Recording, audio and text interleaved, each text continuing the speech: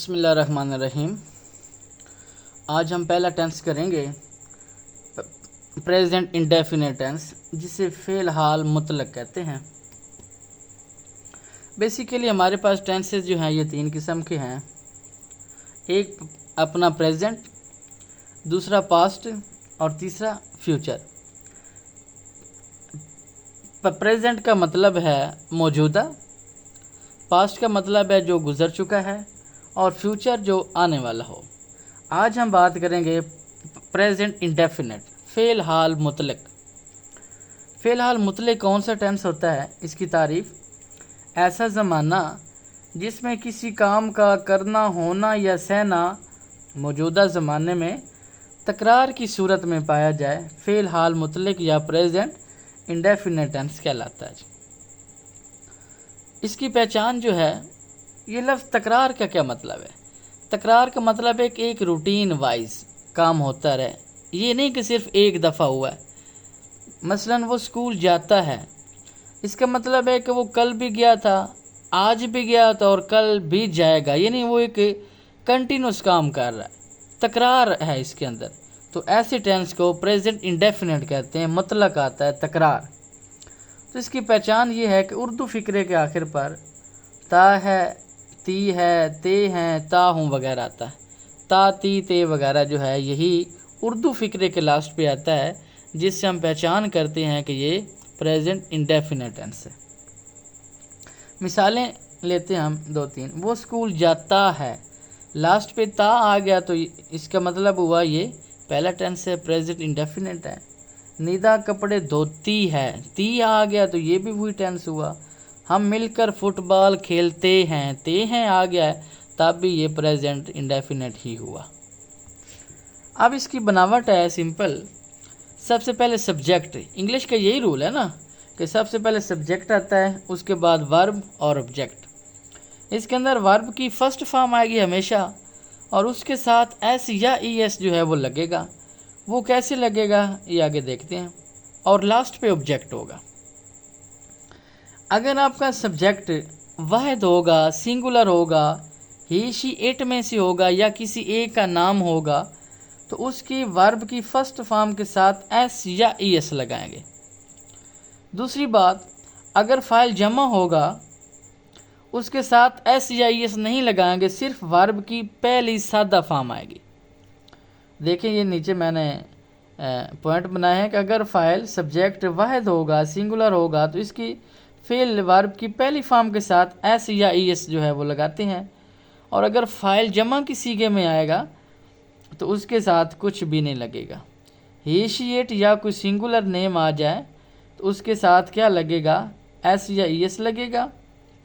और अगर जमा आ जाए आई, वो, यू, दे, तो इनके साथ कुछ भी नहीं लगेगा। सिंगुलर के साथ एस या ई एस, प्लूरल के साथ कुछ भी नहीं लगेगा। लेकिन ये जो आई है, इस टेंस के अंदर एज ए प्लूरल ही यूज़ करते हैं। हालांकि ये सिंगुलर है, आई वाहिद है, लेकिन इस टेंस के अंदर इसके साथ जो जमा वाला है वही सलूक किया जाएगा।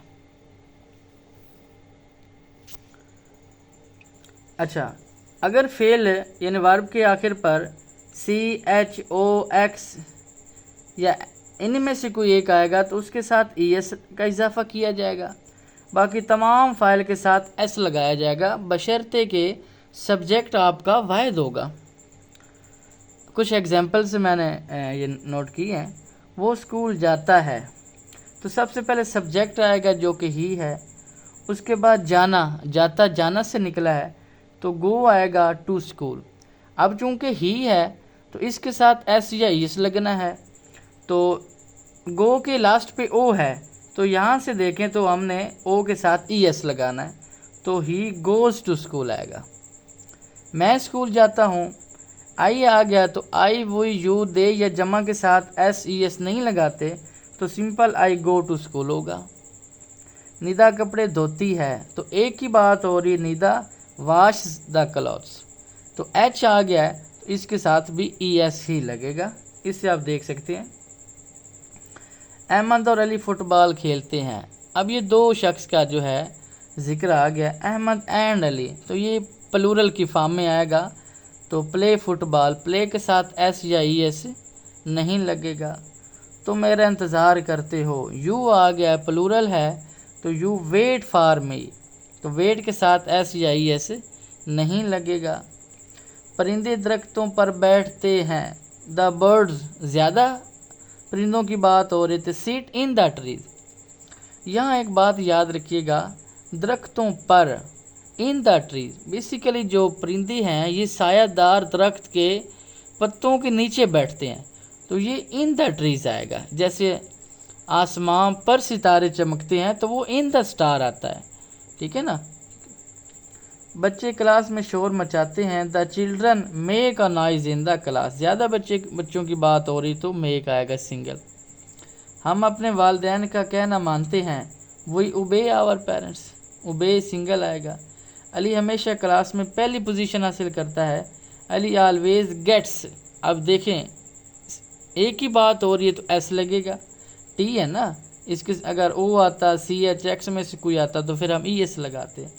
ही always gets first position in the class, या एक और तरीके से भी आप लिख सकते हैं, Ali always stands first in the class. दोनों का एक ही मतलब है। ये आज के लिए अफर्मेटिव सेंटेंसेस हैं, पॉजिटिव नेगेटिव की बात नहीं हो रही। इंशाल्लाह नेक्स्ट वीडियो के अंदर नेगेटिव और इंटरोगेटिव जो है वो बनाना सीखेंगे।